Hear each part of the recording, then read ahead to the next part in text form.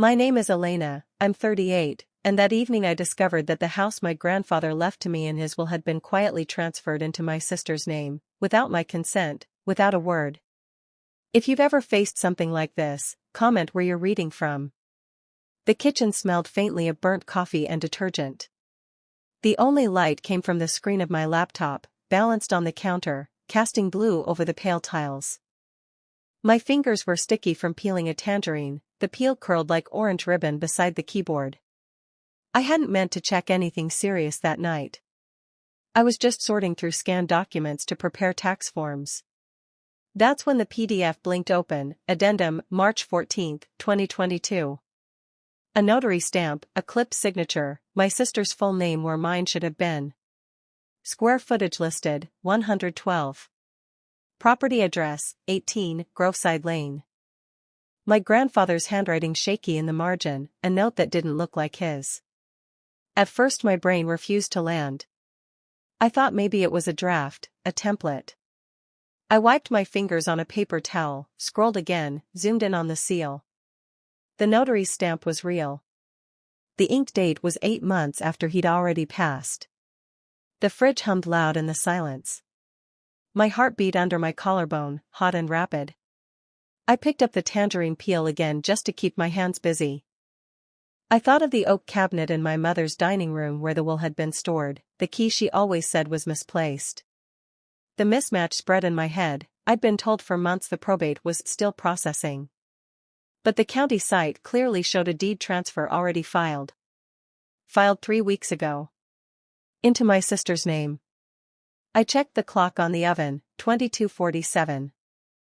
I stood there barefoot on the cold tile, the taste of citrus sharp on my tongue, staring at a legal document that told me I had been erased. I didn't know yet that in 72 hours I would be standing in a lawyer's office with that very PDF printed and highlighted, ready to change the entire balance of power. The next morning, sunlight fell in harsh strips across my mother's dining room table. The varnish on the wood was worn at the edges, pale rings where mugs had sat for decades. A ceramic bowl of apples sat in the middle, one of them soft and sagging in on itself. My mother poured tea into chipped floral cups, her movements brisk, almost military. My sister sat across from me, scrolling on her phone, manicured nails tapping. I had printed the PDF, 3 pages, clipped with a rusted paper clip, and slid it into a plain envelope I carried in my bag. Everything's fine with the estate, my mother said, not looking at me, stirring her tea though she never added sugar. Probate takes time. You'll see. I looked at the wall clock above the doorway. 9:16, the ticking filled the pause. My throat was dry, but I forced the words out. I saw the transfer, I said. My sister's head snapped up. A flicker of something, guilt, or maybe triumph, flashed across her face before she smoothed it into a smirk. You shouldn't poke around in things you don't understand, Elena. The way she said my name, flat, clipped, made my skin prickle. I pulled the envelope halfway from my bag, letting the corner of the stamped document show. My mother's spoon clinked hard against the cup, then stilled. Don't start, she said quietly. This family doesn't need another scene. The heat in my chest rose, sharp and undeniable. For years I'd bent around their moods, their insistence that appearances mattered more than truth. But staring at that bowl of rotting apples, at my sister's satisfied posture, something in me hardened. I pushed the envelope back down into my bag. My voice came out steadier than I felt. I won't do this anymore. The words hung in the air like smoke. My sister scoffed. My mother avoided my eyes, suddenly fascinated by the rim of her teacup. But inside me, something had shifted, small, quiet, irreversible. The pattern didn't start with the house. It never does. It starts with the smaller erasures that no one else notices. I remember being 12, standing in the doorway of my grandfather's garage, the air heavy with oil and sawdust. He'd taught me how to sand the wood on a chair leg until it felt like glass. When it was finished, he pressed my palm flat against the smooth grain and whispered, "You've got steady hands, Elena. This should be yours one day." I believed him. He always kept his promises. Except this one, because others got there first. When I turned 18, I got a scholarship offer, partial tuition, but still a real chance. My mother intercepted the letter by accident, and by the time I found it, the acceptance deadline had passed. "You wouldn't have managed the stress anyway," she'd said, folding laundry as if it were a practical matter, not a theft. At 25, when I had saved €6,400 for a down payment on a used car, my sister convinced me to lend it for her new business. She called it a boutique. It folded in 6 months. I never saw the money again. And yet, I kept showing up. Family dinners, birthdays, the endless rehearsals of civility. Because that's what good daughters do, they swallow, they make peace, they don't outshine. The house was different, though. The house was my grandfather's backbone, brick and mortar. 112 square meters, 2 floors, the porch where he played chess with neighbors, the lilac bushes he trimmed every spring. In his will, clear as day, he'd written my name beside it. He'd told me in person, on his last lucid afternoon, "This place is your start, Elena. Don't let anyone talk you out of it." And still, I'd let them keep the keys in that oak cabinet. I'd nodded when my mother said the documents were complicated. I'd ignored the prickle in my gut when my sister joked about renovating the place someday. I see it now, each silence I gave them became permission. Each swallowed word was a signed blank check. But that PDF on my laptop was the first time I had numbers, stamps, proof. Not just memory or suspicion. And that changed everything. The document wouldn't leave me alone. I printed it 3 times, once from my laptop at home, once from the office copier on the 3rd floor, and once at a corner shop near the tram stop. I needed the texture of it in my hands, the black ink on white paper, the notary seal pressed faintly into the page like a bruise. I sat at my small kitchen table, the one with a wobbly leg, late on a Wednesday night. 22:11, a half-empty glass of mineral water beside me, condensation pooling on a grocery receipt for €18. 40, the air smelled faintly of detergent from the laundry hanging nearby. The second page was the one that cut deepest. My grandfather's signature, except it wasn't. I'd watched his handwriting decay those last months, the tremor of Parkinson's in every line. The signature on this document was smooth, confident, too steady. And then the line that made my skin crawl. "I wish the property at 18, Groveside Lane to pass directly to my granddaughter," my sister's full name. No mention of me. As if I'd been erased by a keystroke. I flipped the page over and back again, looking for a mistake. But the notary's name and registration number were there, bold and final.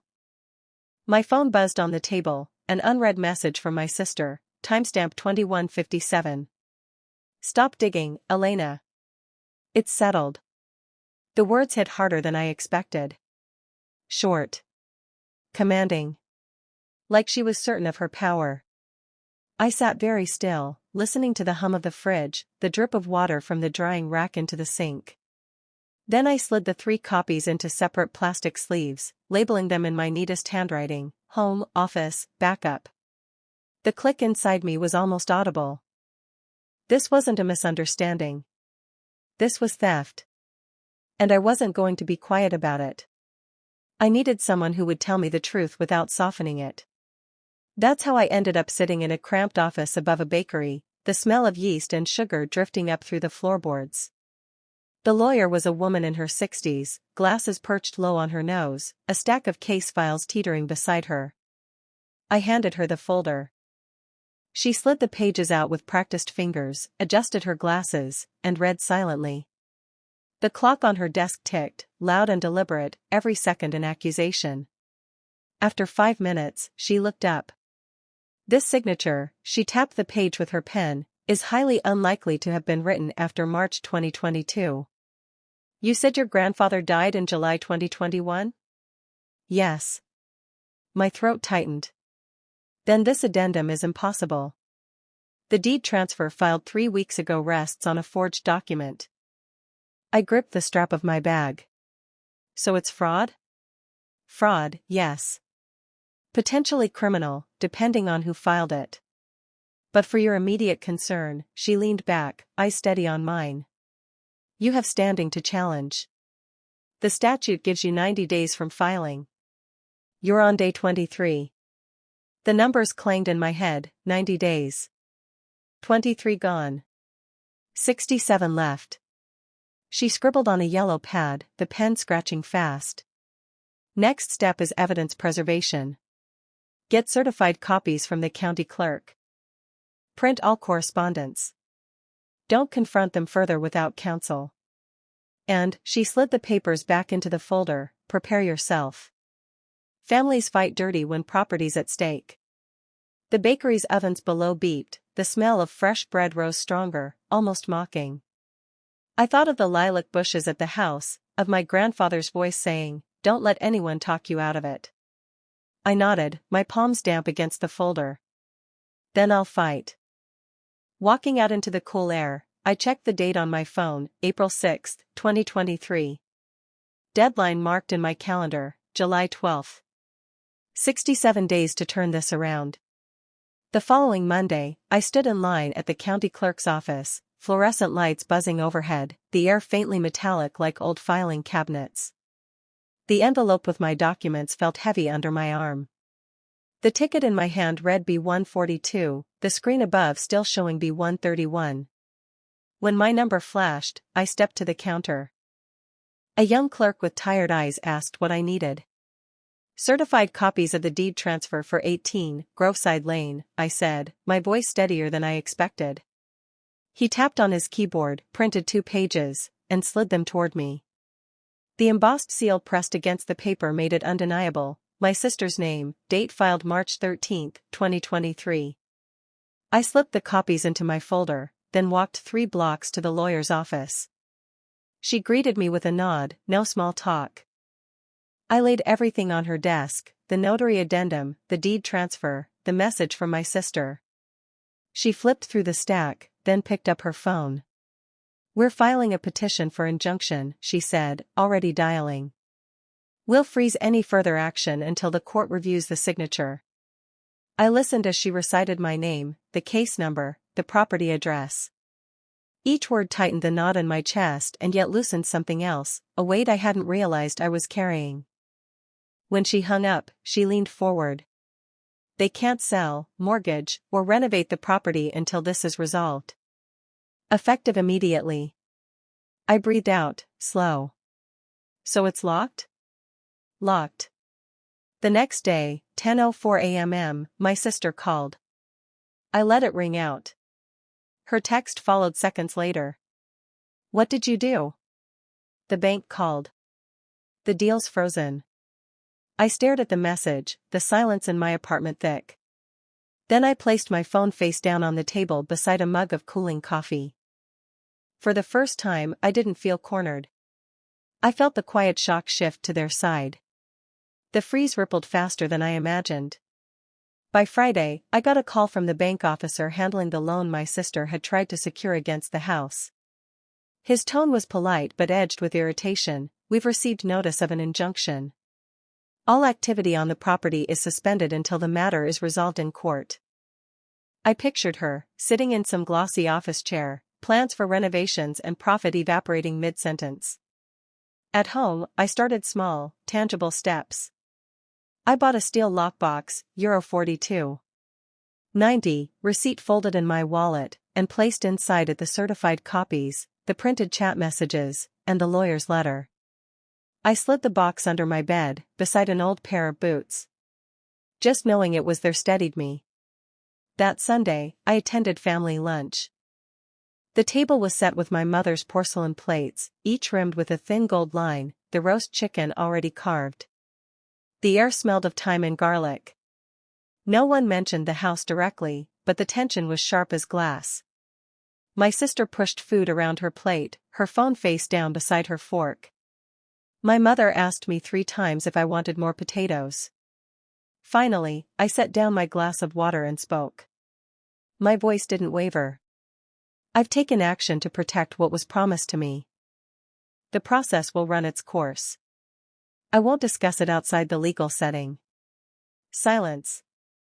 My mother's jaw clenched. My sister's eyes narrowed, but she said nothing.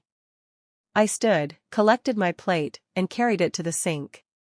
The sound of cutlery against porcelain was the only reply. It wasn't a victory lap, but it was a line drawn. For once, I wasn't explaining or justifying. I had said exactly what was needed, and stopped. That night, back in my apartment, I opened the calendar on my phone and scrolled through the weeks ahead. Each day until July 12th was marked with a small dot: reminders, deadlines, hearings. The fight was far from over. But for the first time, I felt a small, solid win resting in my hands. The court required handwriting verification, so my lawyer requested samples of my grandfather's actual signature from before his death. I spent an afternoon in his old study, dust mote swirling in the sunlight through lace curtains, pulling drawers open one by one. In a brown folder, I found utility bills dated June 2021, the ink faint but clear. His signature slanted, letters trembling, strokes uneven. I laid them beside the addendum signature, steady, smooth, almost mechanical. The contrast was brutal. I scanned the pages, sent them to my lawyer at 1642, subject line, comparison evidence. 2 days later, she called. The handwriting expert's preliminary report is in. The addendum was not written by your grandfather. High probability of forgery. Her words were calm, professional. But I sat down hard on the edge of my bed, my hand pressed against my mouth. Proof. Not just my suspicion. Proof. That evening, my sister showed her first countermove. A message popped up on my phone at 1913. You're destroying this family. If you loved us, you'd let it go. I stared at it, the anger trying to claw its way up. But then I set the phone on the table, next to a folded dish towel, and replied with only one line. This isn't about love. It's about the law. Nothing more. No explanations, no defense. The following morning, my lawyer forwarded me a scanned notice: court hearing scheduled for June 28, 2023, 10 a.m. My stomach twisted at the date, but beneath the nerves was clarity. There was no way back now. The truth had surface, texture, signatures, seals. And soon, it would have judgment. The morning of the hearing, I arrived early. The courthouse corridors smelled faintly of disinfectant and old paper, a hush broken only by the squeak of shoes on tile. I carried one folder, slim, deliberate, certified deed copies, handwriting comparisons, the lawyer's letter. No extra weight. When the judge called the case, I didn't look at my sister or my mother. I looked at the bench, at the stack of documents now entered into the record. Facts, not feelings. The injunction held. The property was frozen until the forgery investigation closed. My lawyer leaned toward me and whispered, "This is the turning point." Outside, in the pale sunlight, I felt something settle inside me. Not triumph, not vengeance, just ground. That evening, I walked to my apartment balcony. The city air smelled of rain on asphalt, cool against my face. I sipped chamomile tea from a plain white cup, phone on silent inside. I opened my notebook and wrote 3 lines. I will not lend money I can't afford to lose. I will not leave my name off documents. I will not explain myself more than once. The house may take months, maybe longer, to resolve. But already, my daily life feels different. I cook simple meals, I take evening walks, I sleep without waiting for the phone to buzz. 3 to 6 months from now, whatever the outcome, I know the boundaries are mine. Tonight, I close the notebook, rinse my cup, and turn off the lights. And I stand in my own space, steady, present, unafraid.